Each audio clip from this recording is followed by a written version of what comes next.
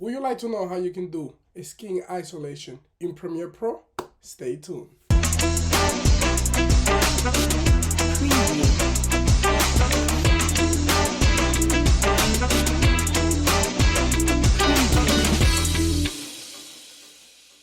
You ever have that footage and you wanted to edit the background without affecting the skin tone of the person that you're recording a video with?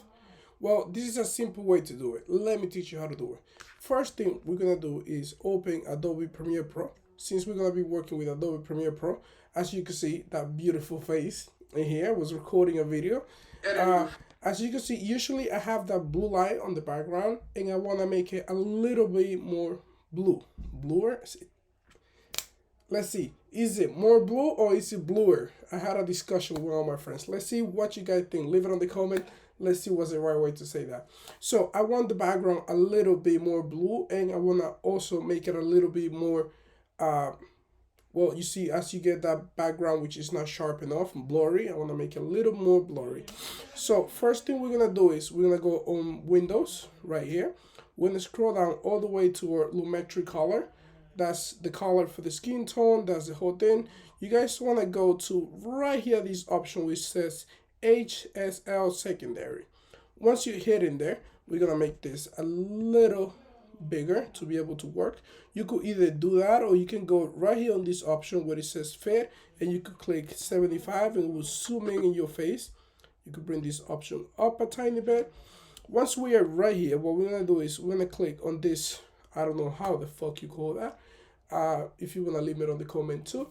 Once you click in there, you wanna go to your skin tone. Whatever you think is closer to being your real skin tone. I'm gonna go on my cheek over here.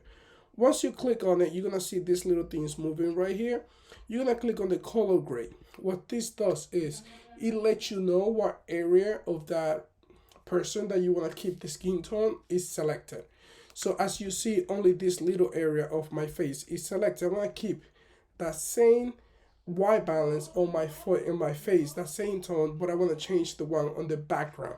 So first, let's select as much as you can. You could twitch all of these little things. You can move them around and you will be able to see how it changes and how much is selected on your face. Try to get as much as you can. You can also go on the bottom. Is also select everything that is simulates that is closer to your skin tone. I have an orange light on this side, so you're most likely gonna select all of that. And as you can see, my map is as well orange. So try to just move it around. You can play with it as much as you can. There you go. I kind of like that option right there.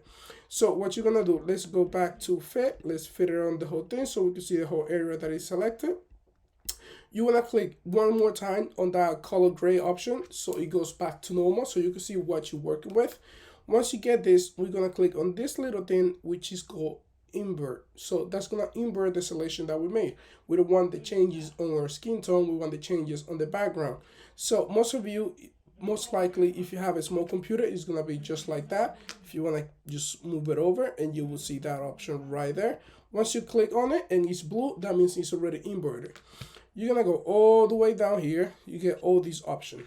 As you can see, you can move this arrow. You see it got a little blue. It looks blue right now as I want it without affecting my skin tone. My skin tone is still intact. You're gonna go to blur over here too. You could bring that up. You see, it will let you know.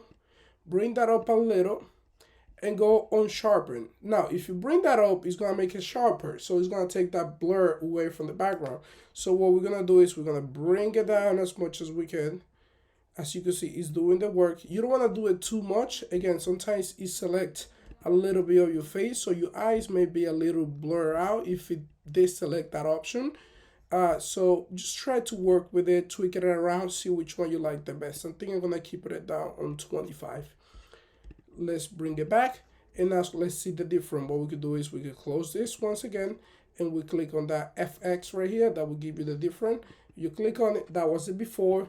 This is the after, and this is how you isolate skin in Premiere Pro. If you guys like this video, click the subscribe button, click the like button. If you want a specific tutorial on anything that has to do with videography or photography, leave it in the comment. I will be happy to help you out when I get to it. Stay safe.